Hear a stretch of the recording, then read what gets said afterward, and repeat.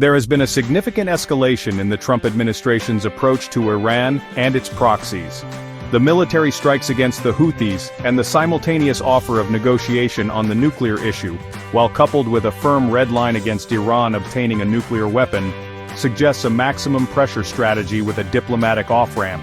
Iran's behavior, as we know, across the globe threatens U.S. national interests, which is why President Trump has reimposed the maximum pressure campaign designated to end Iran's nuclear threat, curtail its ballistic missile program, and stop it from supporting terrorist groups.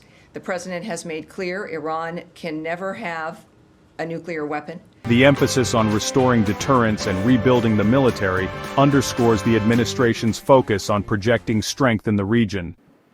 We say as our mission in the United States Air Force is to fly, fight, and win air power anytime, anywhere. If you want to go anywhere, you have to have a platform that gets you anywhere.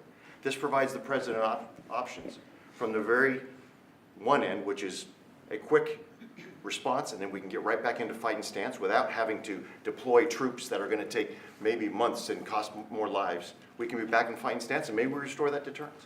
All the way to decisive victory as part of a joint force that is the most lethal and capable military ever known in history. That's what we provide now, and this allows us to provide it into the future. It's more deterrence, more capability.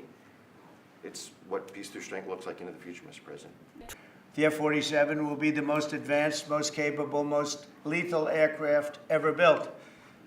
An experimental version of the plane has secretly been flying for almost 5 years, and we're confident that it massively overpowers the capabilities of any other nation. There's no other nation. We know every other plane. I've seen every one of them, and it's not even close. This is a next level. President Trump revealed he sent a letter to Iran's supreme leader, hoping to initiate negotiations regarding Iran's nuclear ambitions. He stated, "I hope you're going to negotiate because if we have to go in militarily, it's going to be a terrible thing for them." He clarified his message was one of hope for negotiation, as the alternative is military action to prevent Iran from obtaining a nuclear weapon.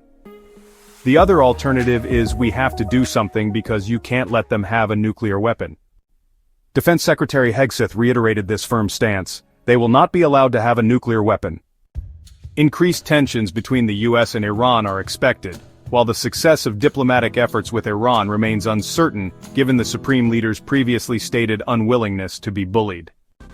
President Teddy Roosevelt often said, "Speak softly and carry a big stick, you will go far."